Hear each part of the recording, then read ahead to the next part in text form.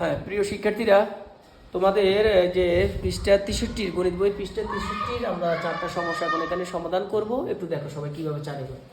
আচ্ছা দেখো, 2 গুণ 7 ভাগের 3, 2 গুণ 7 ভাগের 3। তাহলে আমাদের প্রথম কাজ হলো, আমরা তো বললাম এই যে একটা সংখ্যা, এটা কিন্তু হর নাই, এটা কিন্তু পূর্ণ সংখ্যা। এটা কি পূর্ণ সংখ্যা? আচ্ছা, তো পূর্ণ সংখ্যা হলে আমরা এটার উপরে লিখবো 2 গুণ 3 লিখবো, আর নিচে আমরা লিখবো 7। নিচে আমরা লিখবো 7। তাহলে কত? 3 দুগুণে 6, আর নিচে কত আসবে? 7। কত আসবে? এখানে কি আর ভাগ যায়?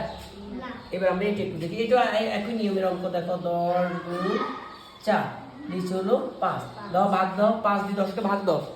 5 দিয়ে যায়, 5 দিয়ে 10 কে ভাগ যায়। 5 দুগুণে 10, নিচে কিছু কিন্তু নাই, উপরে 4 কিন্তু 4 দুগুণে 8। নিচে আমরা এখানে 1 দিতে হবে, 5 এর নাম তো 5 দিয়ে 1 পাচ্ছি, তাহলে নিচের 1 এর তো দরকার 8। এবার আমরা এটা একটু দেখি। ও, এটা কিন্তু আমাদের সমস্ত আগে ভাঙাইতে হবে। এটা তো একটা মিশ্র ভগ্নাংশ। কি ভগ্নাংশ মনে আছে? মিশ্র ভগ্নাংশ আমরা কিভাবে এটাকে অপকৃত ভগ্নাংশ নিব? হর দিয়ে পূর্ণ সংখ্যাকে আমরা কি করব? গুণ করব। এই যে এই 4 গুণ 3, 3 4 কত হলো? 12। 12 সাথে 1 যোগ করব, 12 এর আগে কত হলো? 13। আর নিচে হলো আমাদের 4 4। তাহলে আমরা মিশ্র ভগ্নাংশ এইভাবে আমরা এটাকে ভাঙাবো। ঠিক আছে? গুণ 13 ভাগ দিয়ে আমরা আগেরটা লিখে ফেলবো। এবার আমরা আবার এই কাজটা করব, 13 গুণ 2। আচ্ছা, আমি তো কাজটা এখানে করে ফেলতে পারি। দেখো এটা তো লাগবে না, 13 দিয়ে 13 কে ভাগ কাটা ভাগ যাবে। 13 নাম তো 13 শেষ, একবার। ওকে, আমরা এবার 2 দিয়ে তো 4 কে ভাগতে পারি। 2 দুগুণে 4। আর এখানে 2 এর নামটা 2 এর মধ্যে কিন্তু একবার যায়। 2 দিয়ে 2 কে ভাগ করলে 1, আর 2 দিয়ে 4 কে ভাগ দিলে 2 দুগুণে 4।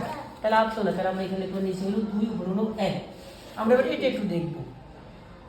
দেখো এখানে কিন্তু মিশ্র ভগ্নাংশ, তাহলে আমরা এই মিশ্র ভগ্নাংশটা একটু ভাঙবো। কিভাবে বলো তোমরা বলো?